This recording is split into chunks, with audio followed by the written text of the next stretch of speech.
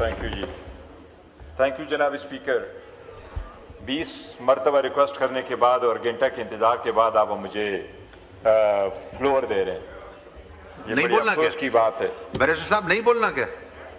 नहीं, मैंने बोलना है, दिस इज माय राइट, ये मेरा राइट है। नाराज नहीं होना मुस्तफा भाई, नाराज नहीं। जी जनाब स्पीकर, हमारे पास अवाम का मैंडेट है और उनके राइट के लिए बोल रहे हैं जनाब। जनाब स्पीकर।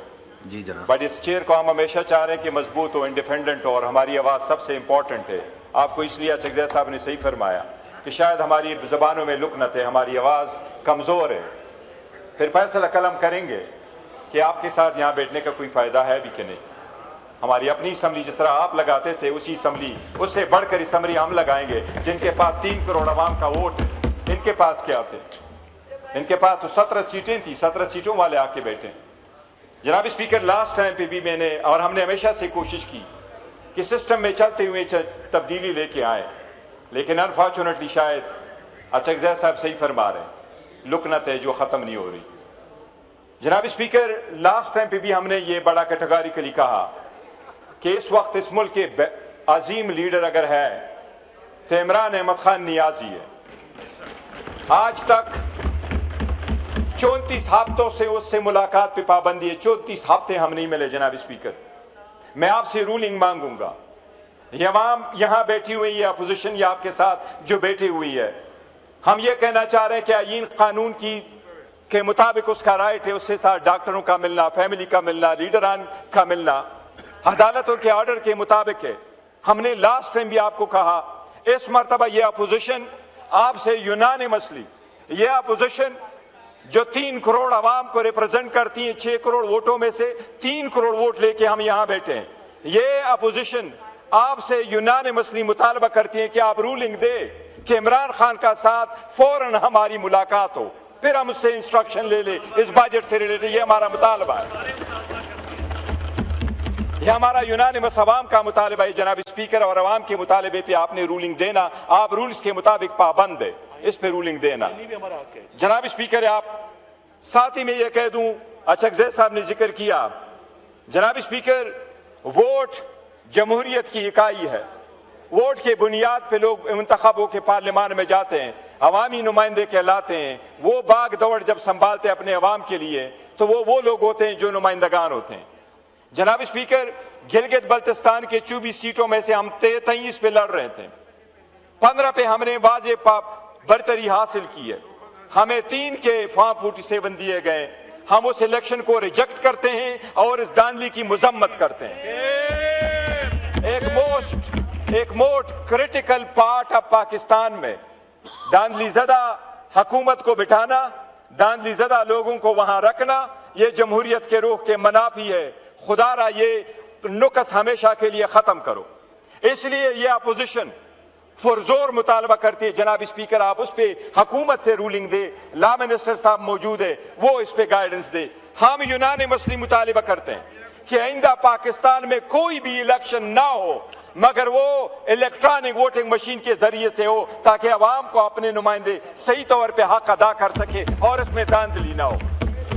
हम हुकूमत से मुतालबा करते हैं कि जिस तरीके से यहां भी इलेक्शन कमिश्नर की मुद्दत कब की खत्म हुई है, जनवरी 2025 में खत्म हुई है। 2 मेंबरान की हुकूमत खत्म हुई है, उसकी मुद्दत खत्म हुई है। वजीर आजम साहब ने कभी लेटर नहीं लिखा मौजूदा लीडर ऑफ द अपोजिशन को कि हमारे साथ कौन से मेंबरान करे। जनाब स्पीकर, हम ये भी मुतालबा करते हैं कि इस सिस्टम को रिफॉर्म करे, इस सिस्टम को इस तरीके से जो चल रहा है दांधली ज़दा, इसको हम खत्म करने का मुतालबा करते हैं। ये यूनानिमस मुतालबा है इस अपोजिशन का, ये 3 करोड़ अवाम का। जनाब स्पीकर, मैं जनाब स्पीकर आजाद कश्मीर का ये कहता हूँ, आजाद कश्मीर हमारा शाह रख गए। पाकिस्तान तहरीक इंसाफ तशद्दुद पे बिलीव नहीं करती, कानून के अपने हाथों पे बिलीव नहीं करती। जनाब स्पीकर, पहले भी कभी हुआ है, उसके नताज कैसे कंसिक्वेंसेस होते हैं। एक इंसान की जान को खुदा ने कहा, इंसानियत की जान चली जाती है। हम सबको कहेंगे, हुकूमत से भी मुतालबा करेंगे कि जो भी मसाइल है अवामी मुतालबात की सपोर्ट करते हैं। 12 सीटों पे हमारा मौके पर आए कि आईनी मुतालबा है। जनाब स्पीकर, आप हाम और तफहीम से काम ले, जोर जबरदस्ती से काम ना ले। आखिरी एक पॉइंट की तरफ जनाब स्पीकर में तवज्जो कराऊंगा। इस मरतबा हुकूमत 5वां बजट पेश करने जा रही है जनाब स्पीकर।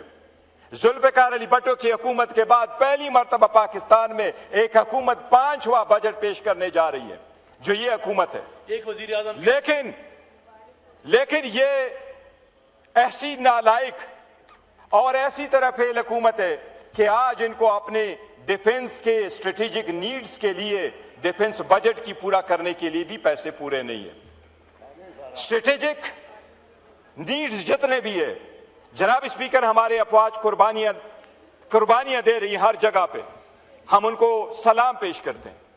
उनकी जो स्ट्रेटेजिक जरूरियात है हर सूरत पूरे होने चाहिए। 1.7 ट्रिलियन नहीं, उनके जरूरियात अगर 3 ट्रिलियन और 2 ट्रिलियन के हैं वो पूरे होने चाहिए।